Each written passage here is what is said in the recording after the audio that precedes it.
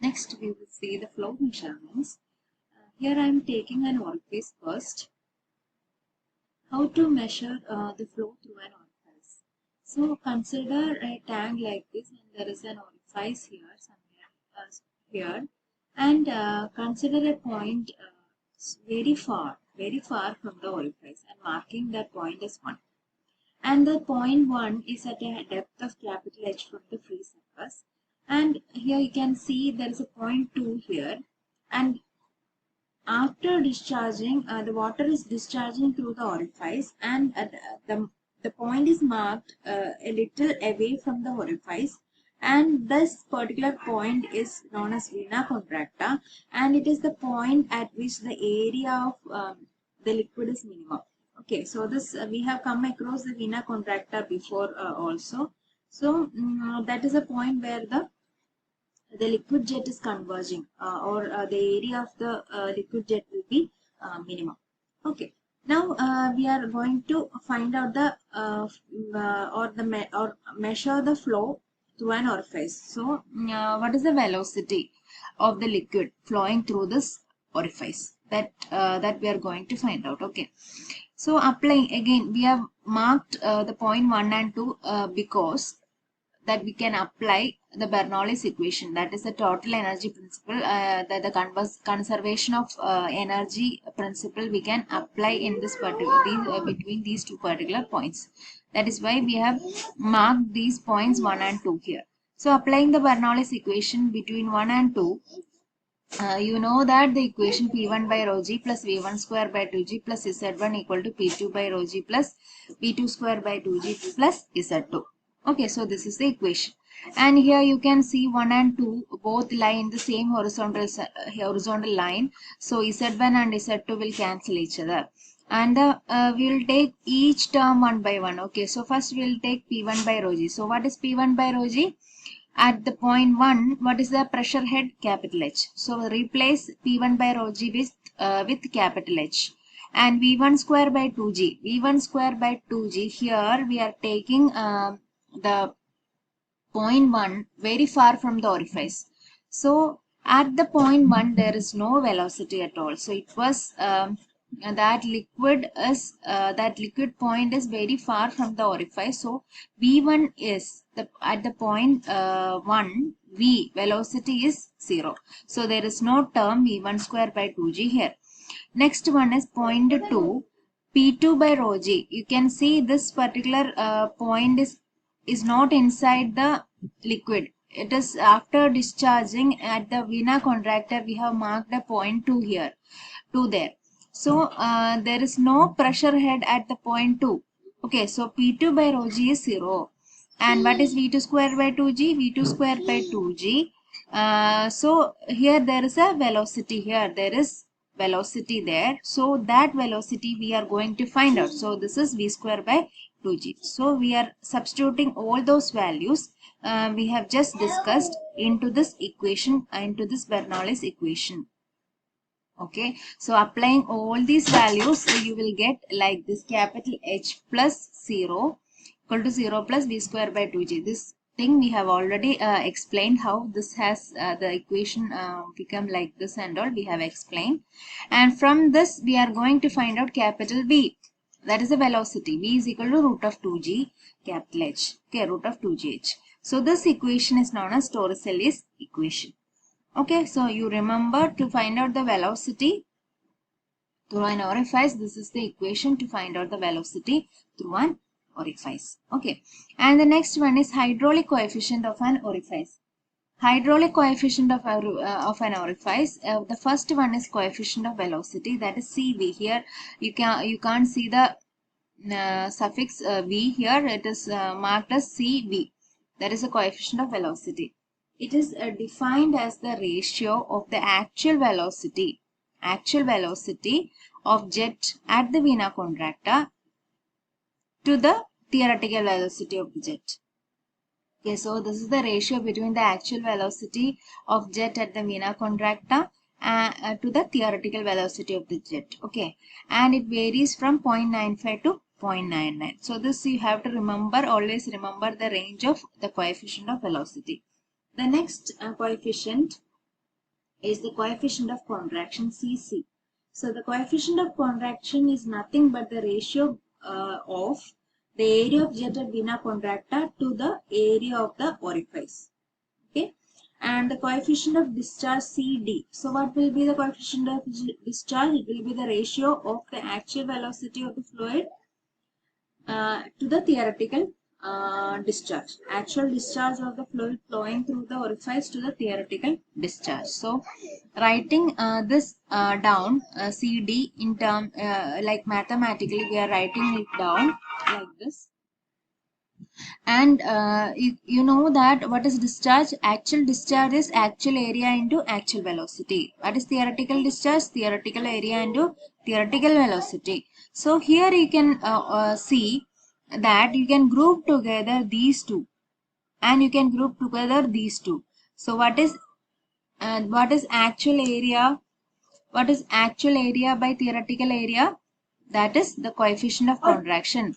What is the actual velocity by theoretical velocity? That is the coefficient of velocity. So the coefficient of discharge is nothing but Cc into Cv. So this is the relation between the coefficients of orifice. So that is coefficient of discharge is equal to coefficient of contraction into coefficient of velocity.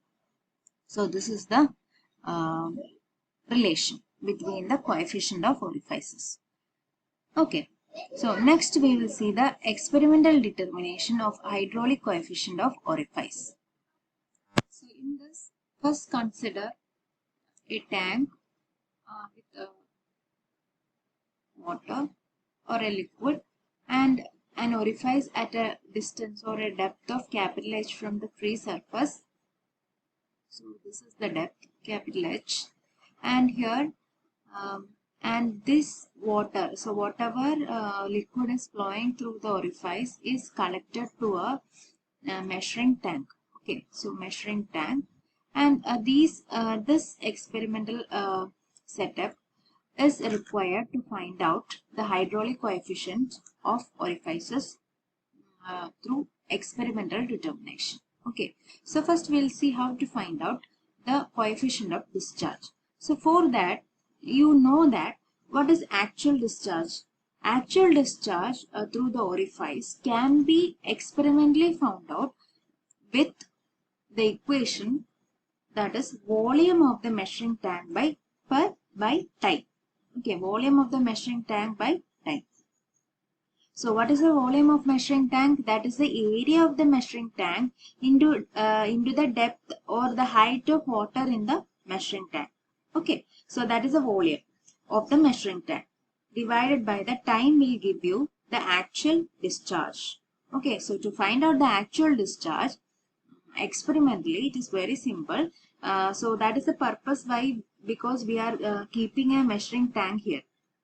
Okay, so the volume, first we'll find out what is the volume of the liquid filled in the tank at so time.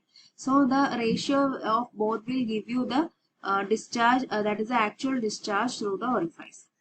Then how to find out the theoretical discharge? That is the area of orifice into the theoretical velocity. So the coefficient of discharge is equal to, you already know the actual discharge Q actual, and you know the theoretical discharge Q theoretical. So CD is equal to Q actual by Q theoretical. So this is coefficient of discharge. So the next one is determination of coefficient of velocity CV. So for that you consider section CC. So this represents, CC represents the position of the vena contracta, and from that you imagine or consider a point capital P with a distance of x from CC, and that is the horizontal distance, and the vertical distance of y from this point of vena contracta to the point we have considered, that is capital P. Okay, so this is the horizontal distance and this is the vertical distance. So at the time P, we are considering point P at time T. Okay, So this is the horizontal distance corresponding to the time t, and y is the vertical distance corresponding to the time t. Okay, so let capital V be the actual velocity of jet in the Vena contractor. And how to find out x? What is the horizontal distance x? If you know the velocity, so x will be equal to velocity into time. Okay, you know the time, you know the velocity to velocity. So how you will find out the horizontal distance? X is equal to capital V into t.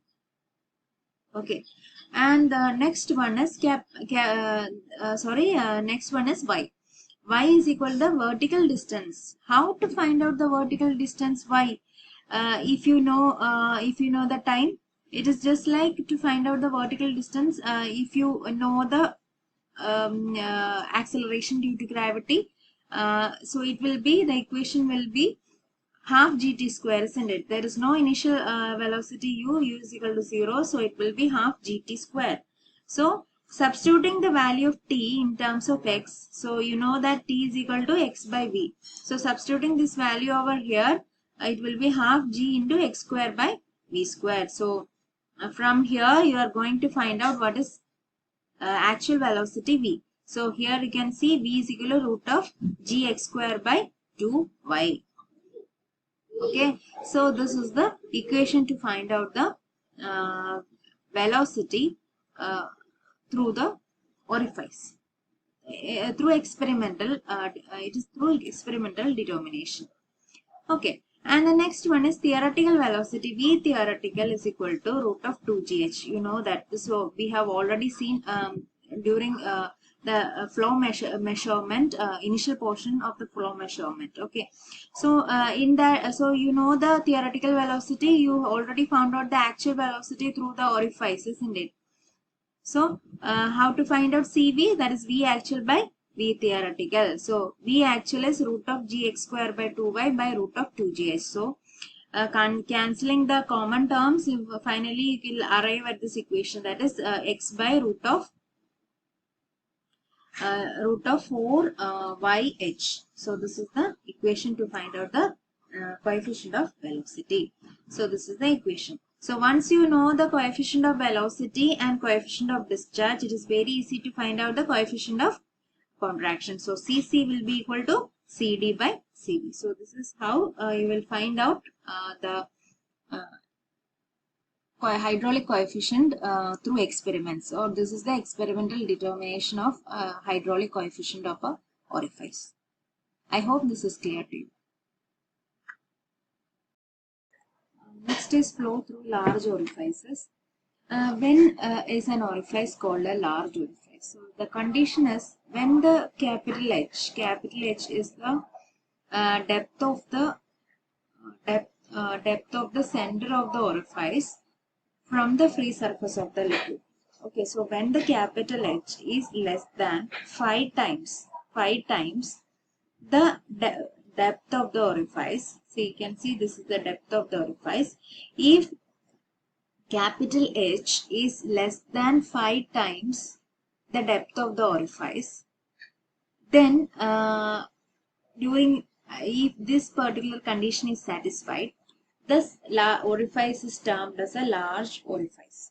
Okay, so there is a change in the equation of discharge through large orifices. So you have to find out the equation to find out the discharge through the large orifice. You can't use the discharge of a small orifice in the case of a large rectangular orifice. Okay, so here in the heading itself, it is mentioned about the cross section, that is, it is rectangular in shape, and let a small b and capital small d be the breadth and depth of this rectangular orifice, and you are considering a small strip of depth dh.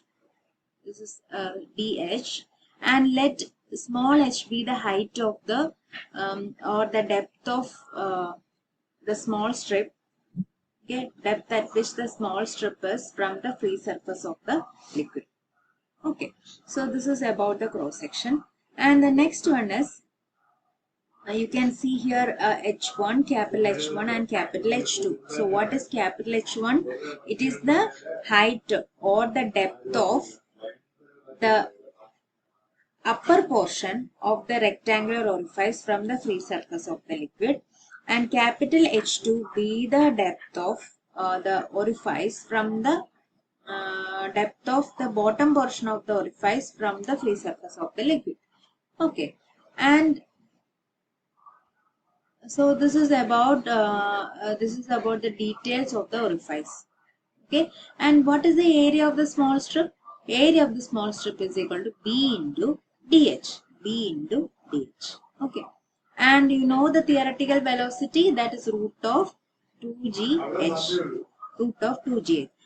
Here we are taking the theoretical velocity root of 2gh in the case of the small strip. We are considering only the small strip, and now here for the small strip you are applying the equation for the small the velocity through the small orifice. Okay, that is root of 2gh.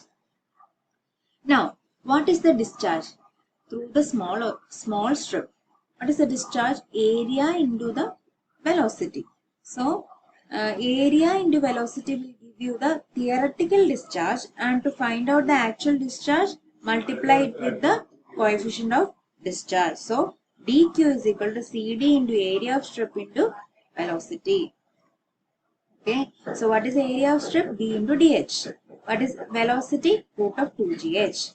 Okay, so this is the discharge. This is the equation to find out the discharge through the small strip. Through the small strip.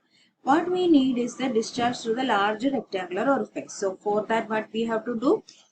You have to integrate the small d cube. Okay, and integrating the above equation, and integral CD BDH into root of 2gh. So what is the limits? It varies from h1 to h2.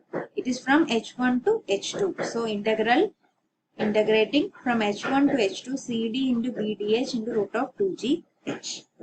Okay, and so by integrating, you know that it is h raised to 1 by 2. So it will be h raised to 1 by 2, 1 by 2 plus 1 by 1 by 2 plus 1. You know how to integrate h raised to 1 by 2. So after integrating, applying the limit of h1 and h2, you will get the equation like this. That is q is equal to 2 by 3 cd b into root of 2g h2 raised to 3 by 2 minus h1 raised to 3 by 2. So this is the equation to find out the actual discharge through a large rectangular orifice. So next we will see an example. I will read the question first. A rectangular orifice of 0.9 meter wide and 1.2 meter width is discharged water from a vessel. The top edge of the orifice is 0.6 meter below the water surface in the vessel. Calculate the discharge to the orifice if CD is given as 0.6 and the percentage of the orifice is treated as a small orifice. That is a question. So here the dimensions of the orifice is given as 0.9 meter by 1.2 meter. So I am marking this as 0.9 meter and depth is 1.2 meter. Yes, here there's a mistake in the question. This is not width, it is the depth. Okay, so this is a mistake. So 1.2 meter and this is 0.9 meters. So that I have marked in the figure. So whenever you get the question, first you draw the figure. Here you will, first by reading this question you will get the idea about it's a case of large rectangular orifice. So this figure you have to, this type of a figure you have to draw like this, and you first mark the dimensions, and then what is the next thing? Top edge of the orifice is given as 0.6 meters below the water surface. So this h1 is 0.6 meters, and you are asked to calculate the discharge through the orifice, and CD is given as 0.6. So for if h1 is given to you, it is very easy to find out h2. How? H1 is 0.6 plus 1.2 will give you the bottom edge of the orifice, that is 0.6 plus 1.2, that is 1.8 meters. Okay, and Q actual, what is the equation for the Q actual? Earlier we found out the equation as this one, that is 2 by 3 CDB into root of 2G H2 raised to 3 by 2 minus H1 raised to 3 by 2. This equation you have to by heart, and all the datas are given, isn't it? CD is given as 0.6 meters. Here you can see this is 0.6. B, that is B here 0.9 root of 2 into 9.81. H2, what is H2? 0.6 plus 1.2, that is 1.8 raised to 3 by 2 minus 0.6. H1 is 0.6 raised to 3 by 2. So substitute all these values in this equation and by calculating we'll get the answer as 3.108. Always remember to substitute or calculate in a calculator only. Okay. So you got the discharge, actual discharge through the large rectangular orifice is 3.108 meter cube per second. Okay. And next is you are asked to find out the percentage error of the orifice if it is treated as a small orifice. So to find out the error, you have to find out the discharge through the small orifice. So what is the difference? How to find out, what is the equation to find out the discharge through the small orifice? That is CD, coefficient of discharge, into area into velocity. Area of the small orifice into the velocity. So I am treating this as a small orifice. So it is 0.9 into 1.2, that is the area, since it is a rectangle cross section. And a root of 2 into 9.81 into 1.2. 1.2 is the how you have to find out capital H, root of 2GH, that is the depth till the center of the orifice. That is here, this is 0.6 plus half of 1.2, that is 0.6. 0.6 plus 0.6 will you will get as 1.2. Okay, substitute these values here, you will get the answer as 3.144 meter cube per second. Okay, so you got the discharge if I have taken or treated that orifice as a small orifice. This is the discharge. See the difference, you can see the difference. So how to find out the percentage error? That is this discharge, I'm calling this as Q1. So I'm calling this as Q1, as the small orifice as Q1. So Q1 minus Q by Q into 100 will give you the percentage error. So this is for the small orifice, this is for the large orifice, divided by the large orifice into 100 will give you the percentage error. Okay, so I hope this question is clear to you all.